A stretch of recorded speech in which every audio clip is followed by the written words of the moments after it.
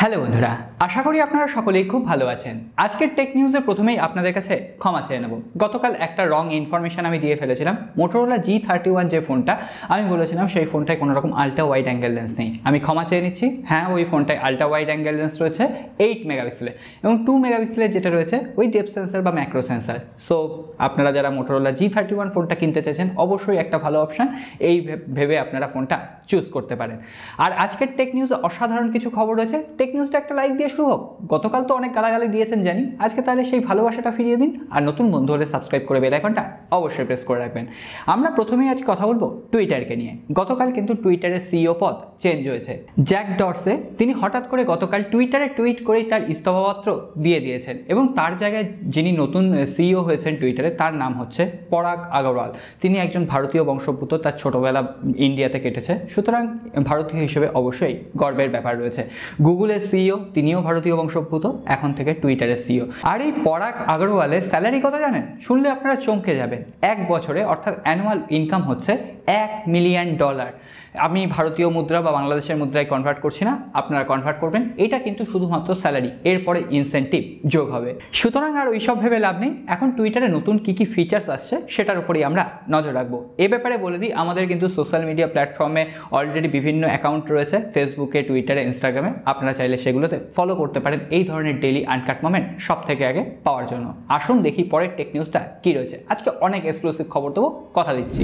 আজকে ভারতবর্ষে লঞ্চ করা হলো Redmi Note 11T, Redmi Note 11 সিরিজের সর্বপ্রথম স্মার্টফোন। এবং এখানে রয়েছে মিডিয়াটেকের ডায়মেনসিটি 810 চিপসেট। মোটামুটি আপনারা সকলেই জানেন ডুয়েল রেয়ার ক্যামেরা, 50+8 মেগাপিক্সেলের একটা আল্ট্রা ওয়াইড অ্যাঙ্গেল লেন্স, 5000 মিলিঅ্যাম্পিয়ারের ব্যাটারি, 33 ওয়াটের ফাস্ট চার্জার সাপোর্ট, 16 মেগাপিক্সেলের একটা সেলফি ক্যামেরা রয়েছে এবং দাম রাখা হয়েছে 6GB 64GB 16,999 রুপি। বাংলাদেশে গেলে 20 থেকে 21,000 টাকায় আশেপাশে পাওয়া যাবে।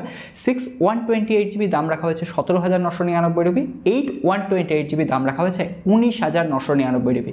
ইন্ট্রোডাক্টরি প্রাইসে কিন্তু এই ফোনটা আপনারা 2,000 টাকা বেস ভ্যারিয়েন্ট কম দামে পেয়ে যাবেন এবং সেটার দাম হবে 14,999, 15,000 টাকার নিচে।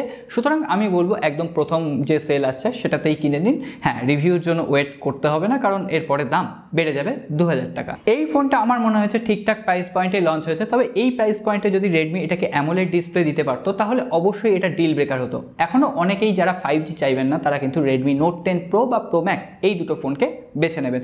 সো আপনারা কোন ফোনটাকে বেছে নেবেন অবশ্যই কমেন্ট বক্সে লিখে জানাবেন। Xiaomiর পরবর্তী যে কাস্টম স্ক্রিনটা আসবে MiUi 13 খুব তাড়াতাড়ি লঞ্চ করতে চলেছে। আজকে মোটামুটি কনফার্ম হয়ে গেছে Mi 12 সিরিজ যে ফোনগুলো লঞ্চ করছে তার সঙ্গে আমরা MiUi 13 এর স্ক্রিন দেখতে পাবো এবং শোনা যাচ্ছে Xiaomi ওই দিনই অফিসিয়ালি জানিয়ে দেবে যে কোন স্মার্টফোনে কোন মডেল নাম্বারে তারা কবে MiUi 13 রোল আউট করবে। এটাও শোনা যাচ্ছে Xiaomi 12 যে ফোনটা হবে সেখানে নাকি out of the box Android 12 থাকবে এবং MiUi 13 এর কাস্টমাইজেশন থাকবে। কিন্তু Xiaomi 12X যে ফোনটা হবে, অর্থাৎ যেটা কম দামে একটা ফ্ল্যাগশিপের স্বাদ দেবে, সেই ফোনটাই নাকি out of the box Android 11 থাকবে, কিন্তু MiUi 13ই সেখানে প্রোভাইড করা হবে। সো দেখা যাক।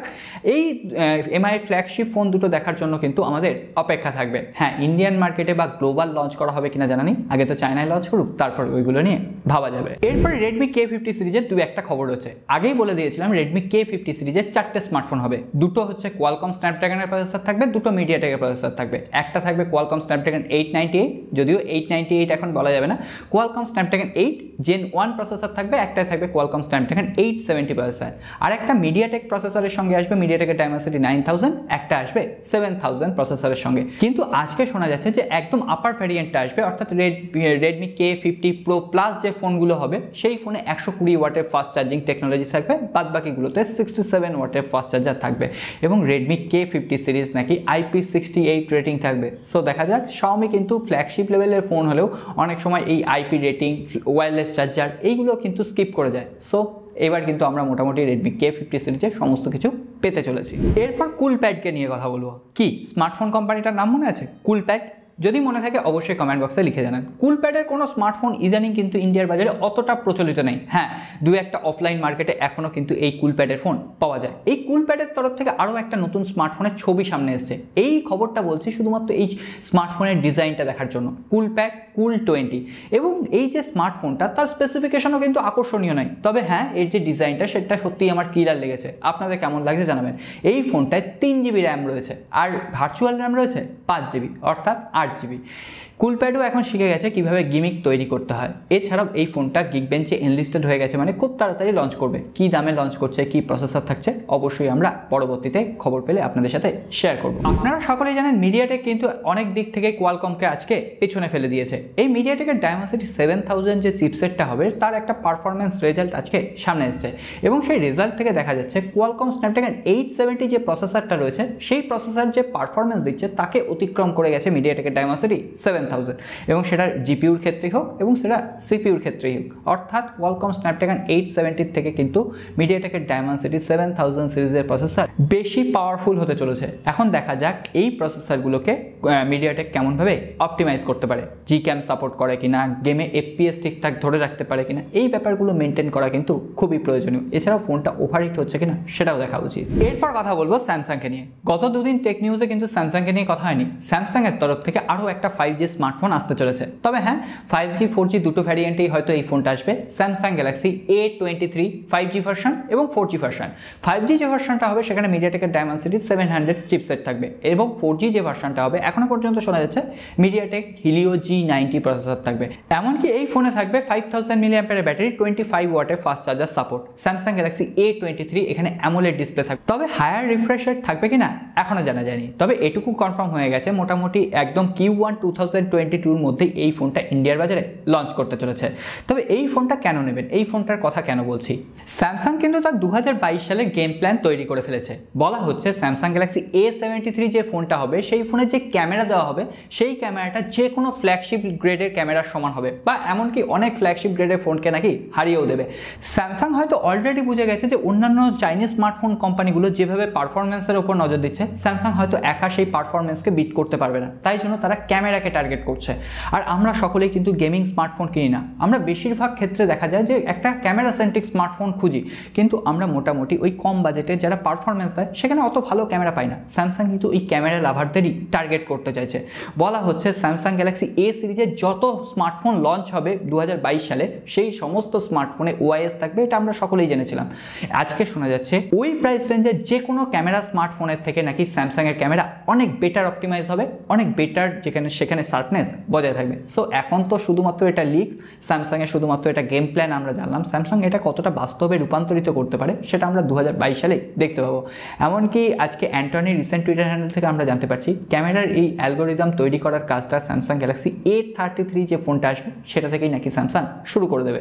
এবং A সিরিজের ক্যামেরায় যদি উন্নতি ঘটে আপনারা একদম কনফার্ম থাকতে পারেন M সিরিজের ক্যামেরাতেও উন্নতি ঘটবে, সেখানে আমরা কম দামে আরও ভালো ক্যামেরার অপটিমাইজেশন পেতে পারবো। এরপর সবশেষে রিয়েলমির একটা বিধ্বংসী খবর দিয়ে আজকের টেক নিউজ পর্ব শেষ করব। আজকে ভারতের যে IMEI ডেটাবেস আছে, BIS সার্টিফিকেশন সেকশন আছে, সেখানে রিয়েলমির তরফ থেকে একটা স্মার্টফোন এনলিস্টেড করা হয়েছে, এবং সেই স্মার্টফোনটার মডেল নাম্বার হতে পারে Realme 9 Pro Plus অথবা Realme 9 Pro Max। সেটা হতেই পারে, সেটা বড় কোনো কথা নয়। তবে যে স্পেসিফিকেশনটা সামনে আসছে না, সেটা Realme 9 সিরিজের অন্তর্গত যদি কোনো একটা ফোনের স্পেসিফিকেশন হয় তাহলে আপনারা চমকে যাবেন।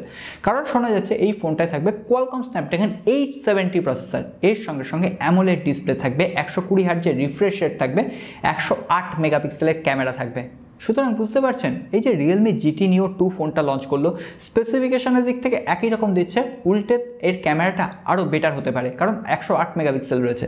তো সেক্ষেত্রে Realme 9 Pro প্লাস বা প্রো ম্যাক্স এটার দাম কত হতে পারে? গতকাল একটা লিক এসেছিল যে 20,000 রুপির আশেপাশে দাম হবে, কিন্তু সেটা আমার কখনোই বিশ্বাস হয় না। সো দেখা যাক Realme 9 Pro প্লাস বা প্রো ম্যাক্স ফোনটার জন্য আপনারা কতজন অপেক্ষা করছেন অবশ্যই কমেন্ট বক্সে লিখে জানান।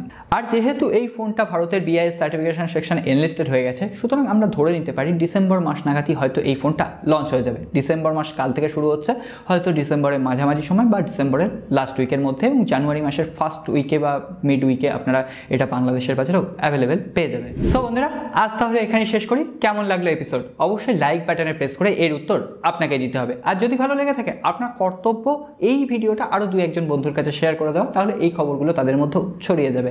আর আপনারা চাইলে আমাদের সোশ্যাল মিডিয়া হ্যান্ডেলগুলোতে ফলো করতে পারেন। গিভঅ্যাওয়ে চলছে, আগামী সোমবার কিন্তু গিভঅ্যাওয়ের রেজাল্ট আসছে, আমি একদম ডিক্লেয়ার করে দিলাম। এরপর আসবো এক বন্ধুর কমেন্ট পর্বে। গতকালের পর্বে কমেন্ট করেছেন এক বন্ধু MD হোসেন সাগর।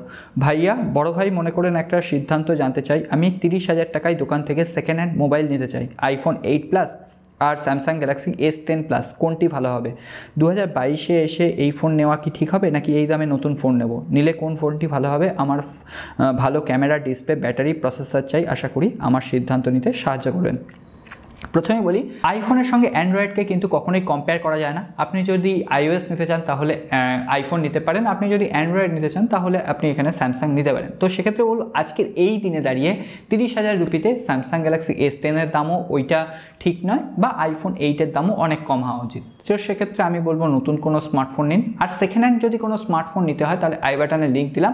সেকেন্ড হ্যান্ড স্মার্টফোন কেনার আগে কী কী ব্যাপার আপনার নজরে রাখতে হবে সেগুলো একবার দেখে নেবেন। আর ক্যামেরা সেন্ট্রিক স্মার্টফোন বলতে ওই প্রাইস পয়েন্টে Realme GT ফোনটা কিন্তু, Realme GT master edition, Realme GT master edition, এই ফোনটা বাংলাদেশে ভালো choice. Redmi Note 10 Pro Max ভালো অপশান রয়েছে বাংলাদেশে। সো এই ফোনগুলো আপনারা ভেবে দেখতে পারেন। আজকে আর কথা বাড়াচ্ছি না, দেখা হবে আগামী